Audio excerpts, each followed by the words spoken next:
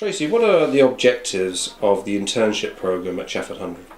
Well, I would say the objectives are to provide a work experience, obviously as it sounds, to our Year 10 and Year 11 students.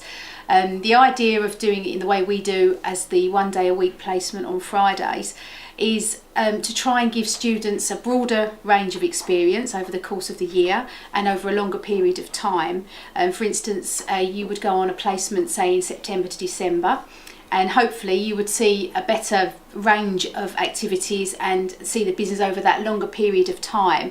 In terms of, say, if you had a 2-week block placement, you would maybe hit there on a really quiet particular couple of weeks and you wouldn't see so much, but over the course of the term, hopefully that would be negated by that longer period of time.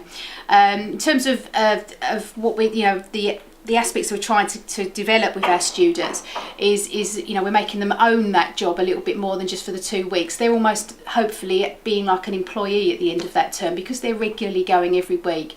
The job may be that they're saving some jobs for them week to week, so they regularly know what they're going to do.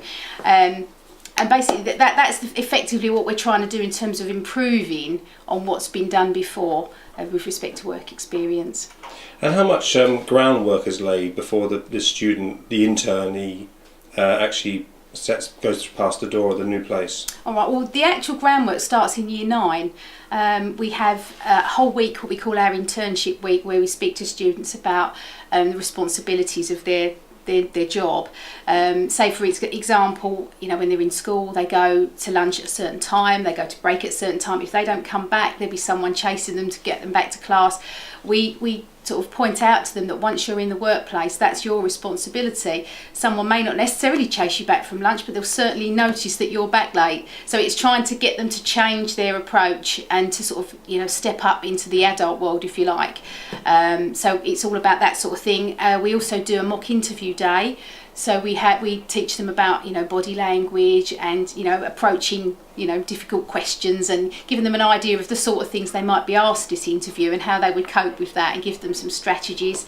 Again, on the strategies, we give them some ideas on if you had a problem at work, how would you approach it, what you need to do, how you would approach your manager, and the sort of language that you would use.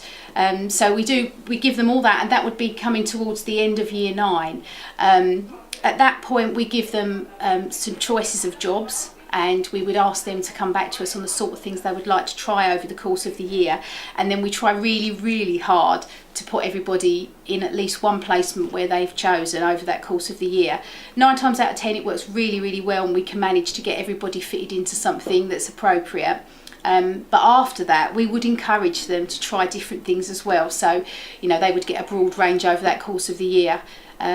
And going back to what we've said before about the 2-week block placement, our students get the opportunity to do at least 3 different placements, which has the benefit of them being able to either rule out a career path or certainly to rule one in that they hadn't thought about before.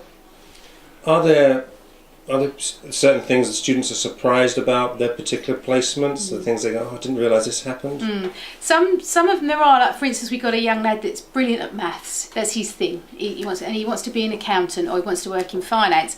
And when he's been on his recent placement working in a bank, he's been surprised that it's not all about numbers, it's not all about maths, it's more about people, and it's customer service, and it's banking is certainly more about customer service and retail these days than it is actually about crunching numbers. So yes, we do get that sort of surprise element, and sometimes it helps, as I said before, to embed that that's what they want to do, but then sometimes it gives them that opportunity to think twice again about, maybe this isn't actually for me, maybe I need to sort of think a bit broader and think again about a career path. So yes, we do get some surprises.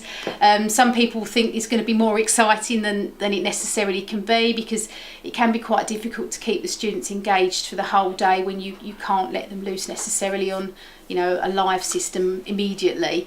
So sometimes there's a bit of frustration there with the students where they want to get stuck in and get on with it, but they need to give themselves a little bit of time. But on the whole, because we do prepare them so much for it, and we do speak to them about it week to week, and we help them to think about what they want to do next time and what they want to get out of it, there's no sort of nasty surprises, if you say. They're usually pleasant ones.